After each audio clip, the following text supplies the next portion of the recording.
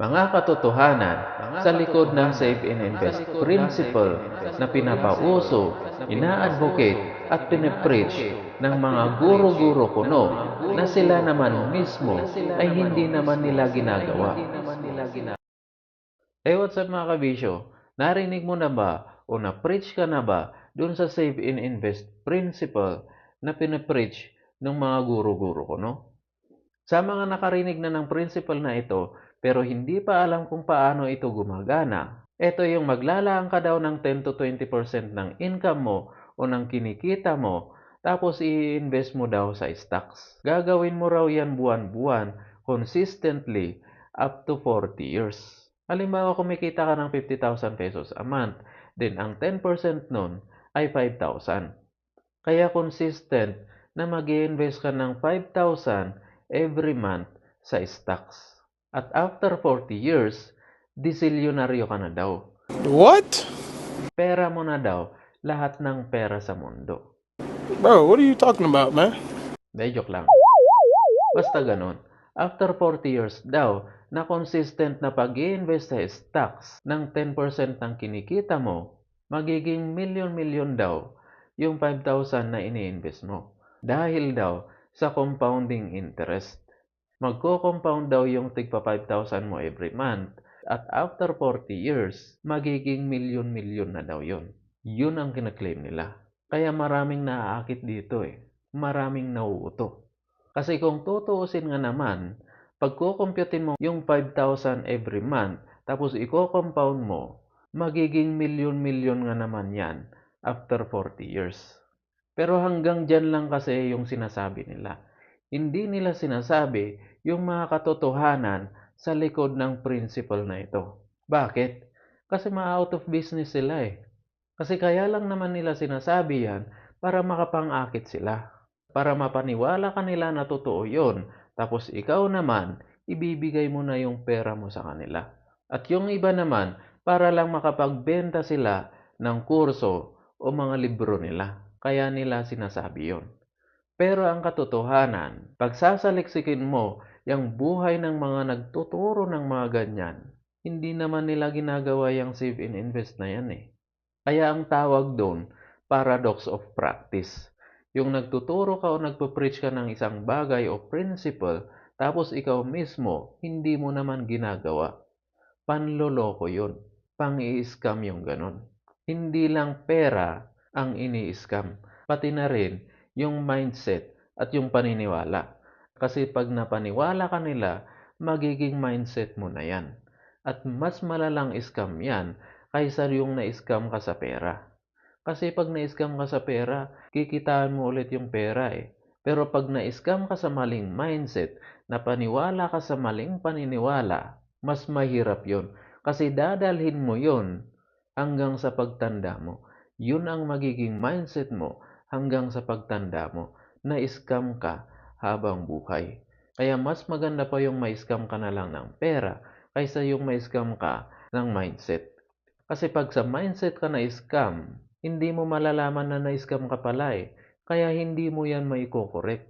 Unlike pag na-scam ka sa pera, pag hindi bumalik yung pera na ininvest mo, alam mo na kaagad na na-scam ka. Kaya maitatama mo pa yan agad-agad.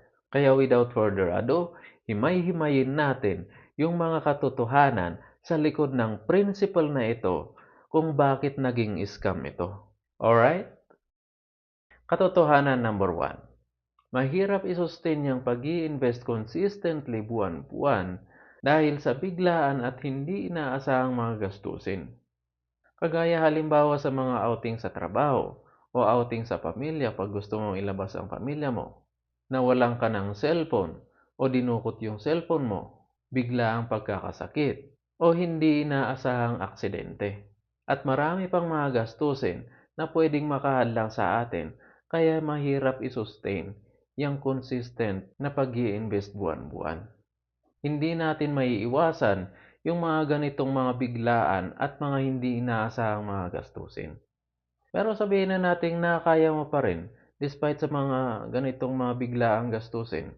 Kasi syempre baka advance ka mag-isip tuwing may outing sa kumpanya nyo nagdadahilan ka na busy ka o may importante kang asikasuhin para hindi ka sumama, para hindi ka gumastos, at hindi mo rin nilalabas ang pamilya mo.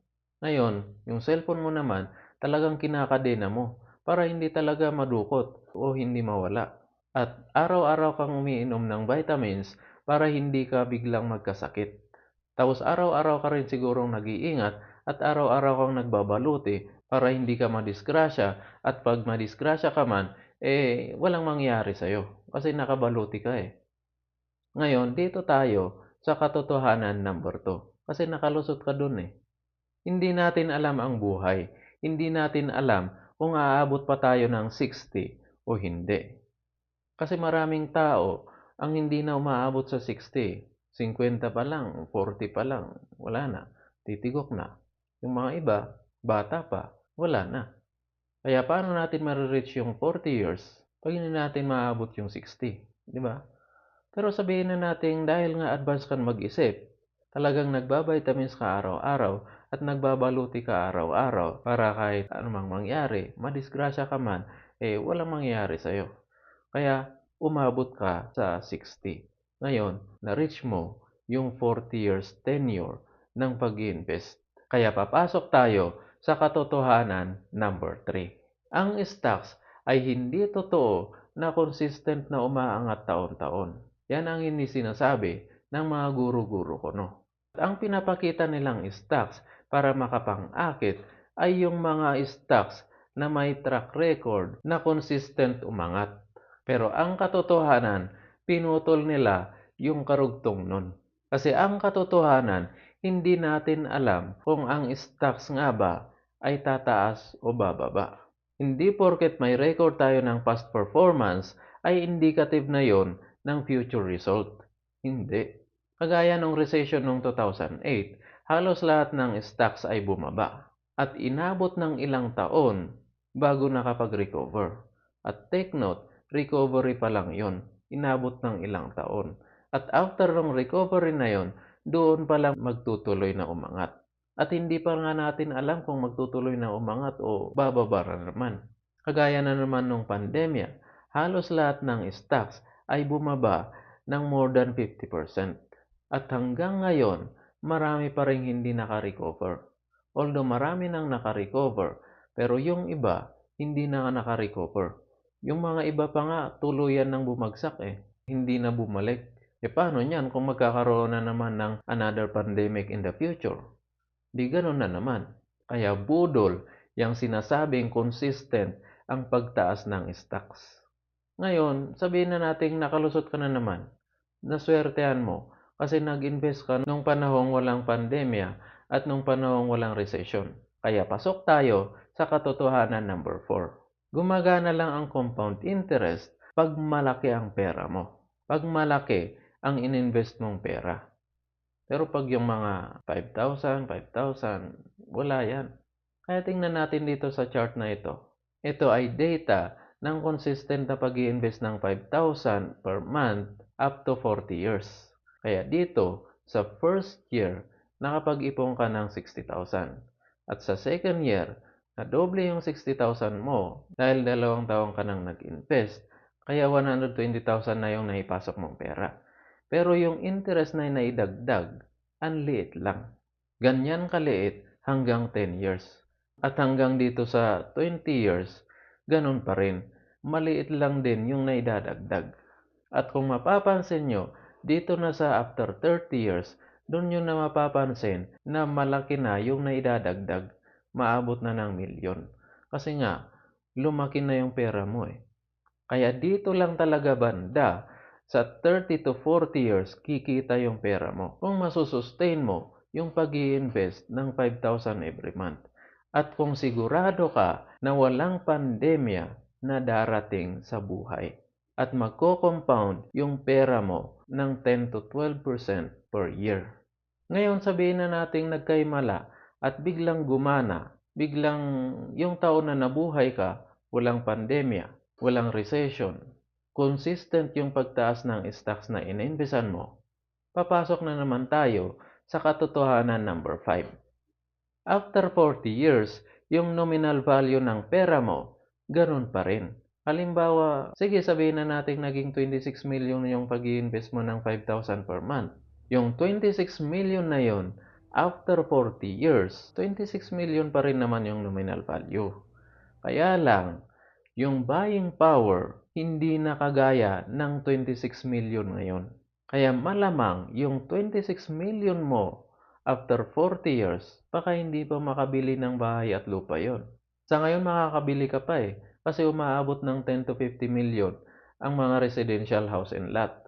Pero in the future, after 40 years, baka lupa na lang yung kayang bilhin niyang 26 million mo. O baka binili mo na lang ng kotse, tapos konti na lang yung natira. Yun yung money illusion na tinatawag. Dagdag pa dyan, yung katotohanan number 6, na yung 26 million mo, bumaba na nga yung buying power, kakaunti na yung kayang bilhin. Babawasan pa yan ng withholding tax. Kasi merong withholding tax ang stocks Pag winidraw mo, hindi mo yan makukuha ng buo. Babawasan pa yan. Kaya bumaba na nga yung buying power, nabawasan pa. At isa pang malala, yung katotohanan number 7, na after 40 years, matanda ka na. Uugod-ugod ka na nun. Sabihin na nating feeling mo milyonaryo ka pa rin sa 26 million mo after 40 years. May enjoy mo pa ba ang pera mo pag uugod-ugod ka na? Malamang sa malamang dahil matanda ka na, magsisisulputan na yung mga iba't ibang sakit na dadapo sa'yo. Kaya yung pera mo na pinaghirapan mo ng 40 years, dun mo lang din gugugulin sa pagpapagamot. Kaya wala lang din Hindi mo na nai-enjoy kasi matanda ka na, uubusin lang din ng pagpapagamot mo. At dahil nga hindi ka natuto sa pagninegosyo dahil napaniwala ka dyan sa save and invest na yan, doon ka na lang nagre-rely. Wala kang negosyo na pwedeng susuport doon sa mga pagpapagamot mo. Yan yung mga masasakit na katotohanan sa likod ng save and invest principle na pinapreach ng mga guro-guro na mga yan. Kaya pag-isipan niyong mabuti. Huwag kayong pai-scam at papaloko sa mga budol principle na mga yan. Muntik na nga rin akong napaniwala sa mga ganito At buti na lang, hindi ako tumigil sa pagsasaliksik at pag-search ng kung ano ang tama. At ano nga ba talaga ang tama? Tignan nyo na lang at saliksikin ninyong mabuti kung ano ba talaga ang ginagawa ng mga guro-guro na nagpo-preach ng budol na principle na yan. Nagnenegosyo sila at nagtatayo sila ng kumpanya nila. Kasi pag may kumpanya ka at kumikita yan, pwede ka nang mag-resign. Hindi mo na kailangang magtrabaho para kumita ng pera. At hanggang sa pagtanda mo, hindi mo na aalalahanin ang mga pangpapagamot mo. Kasi andyan yung kumpanya mo, kumikita ng pera para sa'yo. Kaya hindi ka na nga nagiging pabigat sa mga anak mo, nakakatulong ka pa sa ekonomiya ng bansa, at nakakatulong ka pa sa mga taong nangangailangan ng trabaho. At hanggang sa pagsapit mo sa kabilang buhay, andyan pa rin yung kumpanya mo, tumatakbo. Kaya lagi kang maaalala ng mga tao kahit wala ka na. Dahil sa impact na nagawa mo. Dahil sa mga makabuluhang bagay na naiwan mo dito sa mundo. Alright mga kabisyo, I hope may napulot ka sa video ito. Trabaho malupit, wish you success. Bye!